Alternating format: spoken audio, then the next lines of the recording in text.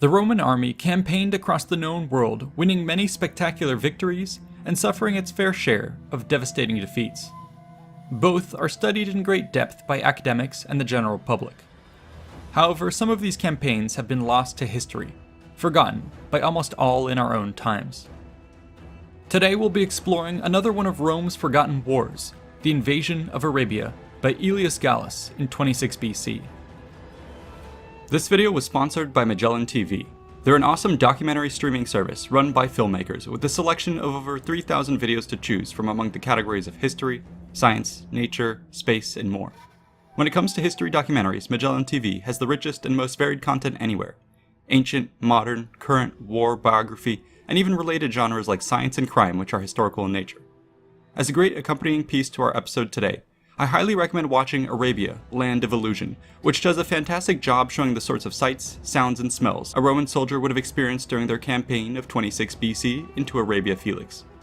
Magellan TV is compatible with Roku, Amazon Fire TV, Apple TV, Google Play, and iOS, which means you can watch it anytime, anywhere on your television, laptop, or mobile device. Sign up today to get 30% off an annual membership, which starts with a 2-week free trial. That's less than $3.50 a month for access to thousands of documentaries. The offer is available for both new and returning users, so be sure to click the link in the description below, or go to try.magellantv.com/invicta. Enjoy! Arabia was a largely inhospitable and sparsely populated land that had long existed at the fringes of the Mediterranean consciousness. Here's a brief passage from Pliny which speaks of their existence, saying, quote, that the nomads live on milk and the flesh of wild animals, that the rest of the tribes extract wine out of palm trees, as the natives do in India, and get oil from sesame, that the Himyarites are the most numerous tribe, that the Manaeans have land that is fertile in palm groves and timber, and wealth in flocks, that the Kerbans and Agrayans, and especially the Hadramites, excel as warriors. The Arabs wear turbans, or else go with their hair unshorn. They shave their beards but wear a mustache. Others, however, leave the beard also unshaven. As time went on, more information would trickle in about these lands, and later Romans would characterize it into 3 regions: Arabia Petraea, Arabia Deserta, and Arabia Felix. Arabia Petraea was perhaps the most well-known as a frontier region which bordered Egypt and the Levant. While largely arid, some areas of relative fertility allowed for the growth of more developed urban centers like Aqaba and Petra. These in turn could work alone or together to exert control over trade routes passing through their lands and rise to power. It's in this way that the Nabatean kingdom was able to become a key regional player which served as a bulwark between the civilized powers of the Mediterranean and the barbarians of the interior. This latter group was said to occupy the large expanse of land known as Arabia Deserta, sometimes referred to as the Empty Quarter, and for good reason. This vast stretch of land is one of the driest on the planet, with endless deserts and sun-baked rocks that make it hard to imagine how anyone could survive this otherworldly landscape. And yet for millennia, it has been inhabited by roving, nomadic tribes of Bedouins. Unfortunately, little of their history has been recorded, and they largely appear in the accounts of others who engaged with them through trade or military clashes. The last region was known as Arabia Felix. The name, meaning lucky or fertile, alludes to the fact that this region of Arabia was blessed by more rainfall than the rest of the peninsula, which allowed its people to grow and sustain a highly developed agricultural system. In addition, the many cities which cropped up along the coast were perfectly placed to take advantage of the east-west trade routes, which saw an enormous amount of wealth flowing north through the Persian Gulf to Mesopotamia, or south through the Red Sea to Egypt. But the people of Arabia Felix were not simply middlemen either. They had their own valuable products to add to the markets, such as frankincense, myrrh, gold, silver, cinnamon, and all kinds of other spices. All of this combined caused the emergence of a vibrant civilization, with many notable kingdoms such as Saba, Himyar, and Aswan to name just a few. To the far-off Romans, many of the affairs of Arabia were completely off their radar. It's only as the empire began to expand its reach into the neighboring areas of Egypt and Judea around the 1st century BC that they slowly became interested. This was perhaps fueled by the blossoming trade in the region, which the historian Strabo remarks once saw just a few ships making the route to India under the Ptolemies, but now featured fleets in the hundreds. It's certain that Roman merchants operating in the area were keen to this new economic opportunity and swarmed in to make a profit. However, the slower-moving apparatus of the Roman state was a bit more delayed in turning its attention to Arabia. After all, Augustus Caesar had only recently consolidated his dominion of the empire following the Battle of Actium in 31 BC. He had a huge administrative mess to clean up after years of civil war, but slowly began to restructure the realm for a new era. Part of this activity involved overhauling the newly minted province of Egypt. The task of securing its borders and rebuilding its economy was given to a longtime supporter of Augustus by the name of Cornelius Gallus. By all accounts, he seems to have done a good job revamping programs like local police, dealing with fractious tribes, and putting down a revolt in Thebes. However, he flew a bit too close to the sun and eventually crossed the line by erecting a monument in his own glory. Augustus, ever wary of competition, promptly fired him and encouraged the man to commit suicide. Shamed and effectively barred from any position of power ever again, Cornelius Gallus indeed killed himself. In his place would be appointed another prefect, Aelius Gallus, relation to Cornelius Gallus unclear, who took command in 26 BC. He was well aware of the fate of his predecessor, and enjoying having his head attached, was determined to bring only positive results to his emperor. Soon Augustus would have a mission for him. The ruler was keen to win foreign victories to bring gold and glory to Rome, and sought a worthy target. His current campaigns into Germania were tiresome slogs, yielding little material benefit. Perhaps the far-off lands to the east of which the merchants spoke would prove more rewarding. Thus Augustus sent orders to his loyal prefect Aelius Gallus to embark on an expedition into the unknown.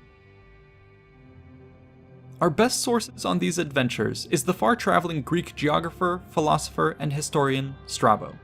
He writes the following, quote, Aelius Gallus was sent by Augustus Caesar to explore the tribes and the places, not only in Arabia, but also in Ethiopia. Accordingly, he conceived the purpose of winning the Arabians over to himself, or of subjugating them. Another consideration was the report, which had prevailed from all time, that they were very wealthy, and that they sold aromatics and the most valuable stones for gold and silver, but never expended with outsiders any part of what they received in exchange, for he expected either to deal with wealthy friends or to master wealthy enemies. He was encouraged also by the expectation of assistance from the Nabateans, since they were friendly and promised to cooperate with him in every way. With these instructions, Gallus went about making the wishes of his emperor a reality. Some surviving scraps of papyrus show that in this time period, the blacksmiths of Egypt were commissioned to begin weapons production en masse, while the prefect himself began recruiting men. This military buildup would have been rather significant. While Rome already had legions in Egypt, it's likely that the bulk of these forces would have been left in place to secure the stability of the province, which was a breadbasket of the empire. Who knew what sorts of border raids or uprisings might flare up in their absence? Thus, only a small number of these men, and perhaps their auxiliaries, were diverted for the expedition. The rest of the army would be built atop this skeleton force using local recruits. While these new forces were being raised, Gallus also made other preparations. The main task would be to establish a reliable logistics chain. This meant stockpiling goods and preparing a fleet to transport the men, keep them supplied, and inevitably do battle with the Arabian navy he assumed would come to challenge them. Unfortunately for Gallus, the Ptolemies had focused most of their naval efforts on the Mediterranean and largely ignored the Red Sea. There was no significant source of warships or shipbuilding facilities or even timber for him to use at all for the Arabian invasion. So how to solve this problem? Well, one option would have been to first import the wood, then build the facilities, then to construct the ships. However, this would all have been slow and costly, two things that were sure to anger Augustus. And so, with the will of the emperor bearing down on him like the sand in an hourglass, he formulated a plan. Gallus would concentrate his fleet in the Mediterranean and then transport it to the Red Sea. At the time, there was no connecting Suez Canal, but there was an ancient structure known as the Canal of the Pharaohs, which connected a finger of the Nile to the Bitter Lakes. Over the years, it had fallen in and out of disrepair, and now seems to have been largely silted up. It seems plausible that Gallus may have still found use for the canal, and used it to transport his fleet across the land either whole or in parts. In either case, he eventually managed to assemble at least 80 ships in Arsinoe, which soon was expanded to 130 transports and grain ships when he realized that no Arabian fleet would come to challenge them.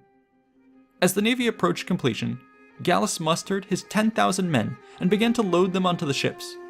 So far, all seemed to be going according to plan, and the invasion force set out.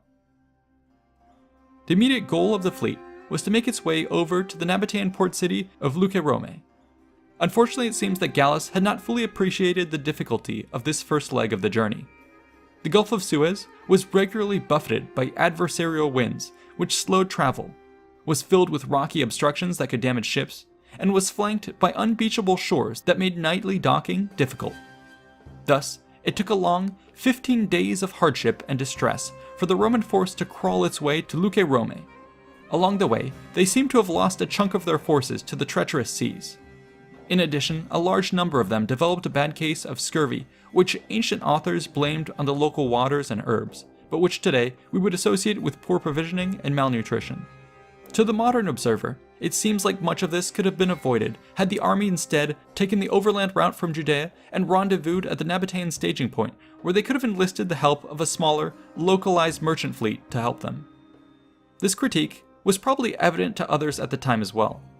It's probably for this reason that blame for the decision was later placed on the hired guide Sylleus, who was said to have harbored a deep hatred for the Romans and tricked Gallus into making this boneheaded move. However, it's hard to take this claim at face value, given just how common it is to see failures by commanders pinned on such people. In any case, the Roman army was finally here, on the border of Arabia. However, the initial stage of their invasion had eaten into a large part of their supplies and the available months of the campaigning season. It's for this reason that they hunkered down for the rest of the year. By the time the weather once again allowed them to take to the land and seas, their Nabatean hosts must have been happy to see them leave. And so, Gallus marched his army and sailed his fleet southwards, with Sylleus at their head, apparently not having realized his supposed treachery. Strabo picks up the story, quote, "Again Gallus moved his army and marched through the regions of such a kind that water had to be carried by camels, because of the baseness of the guides, and therefore it took many days to arrive in the land of Aretas, a kinsman of Obodas. Now Aretas received him in a friendly way and offered him gifts, but the treason of Sylleus made difficult the journey through that country too.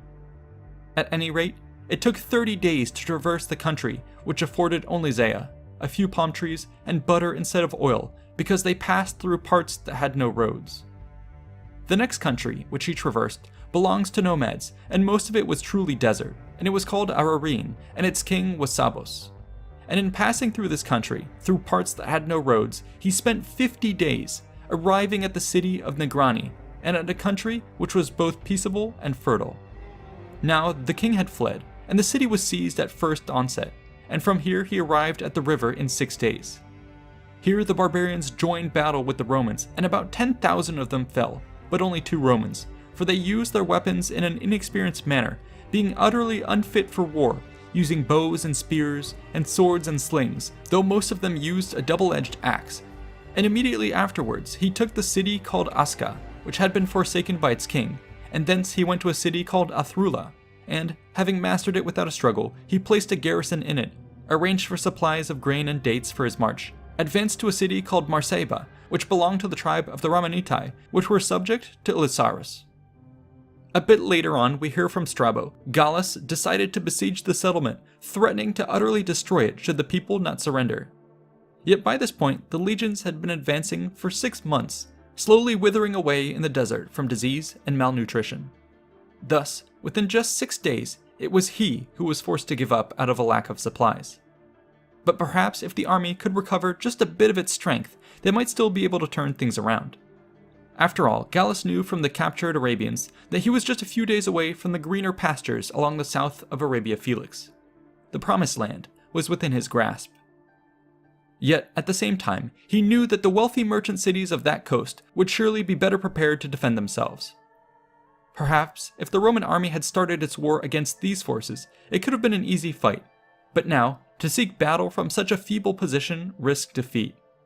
Such a loss might cost Gallus his life in the fighting or during the retreat, but his greater fear was the certainty of death should he return home in shame to face the full wrath of Augustus.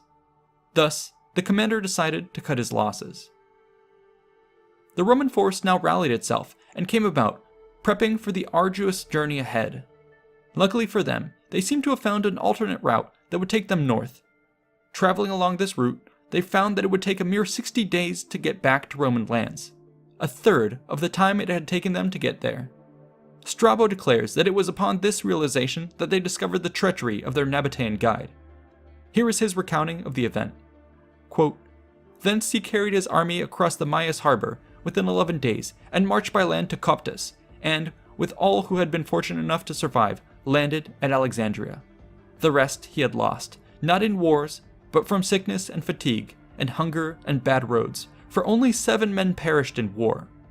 For these reasons, also this expedition did not profit us to a great extent in our knowledge of the regions, but still it made a slight contribution. But the man who was responsible for this failure, Sylleus, paid the penalty at Rome, since although he pretended friendship, he was convicted, in addition to his rascality in this matter, of other offenses too, and was beheaded." As we've seen, the campaign had been a catastrophic failure. Gallus successfully pinned the blame on the guide, being fired from his job, but keeping his own head in the process. Meanwhile, Augustus was quick to brush the whole thing under the rug, as much as possible. This was perhaps made easier by the fact that most of the force that had perished had been composed of auxiliaries and local troops, who were considered to be far more expendable than the traditional legionaries. As evidence of this hypothesis, we see no attempt by the Roman government to redeploy any legions in the aftermath of the loss, as had been done after many of its other military disasters. This hush-hush approach is probably why few have even heard about the campaign today. As for the long-term impacts of the Arabian invasion, they seem to have been quite small. Rome would never manage to exert direct control over the prosperous cities of southern Arabia, though it did seek to incorporate the peoples to the north in Arabia Petraea. Far more impactful than any armed invasion would be Rome's involvement in the mercantile activities that drove ever-increasing traffic through Arabia, and eventually allowed for its ascension to power. There's a ton more we could potentially discuss, but for now, this is where we shall end the episode. Let me know what other forgotten wars you'd like to see covered next.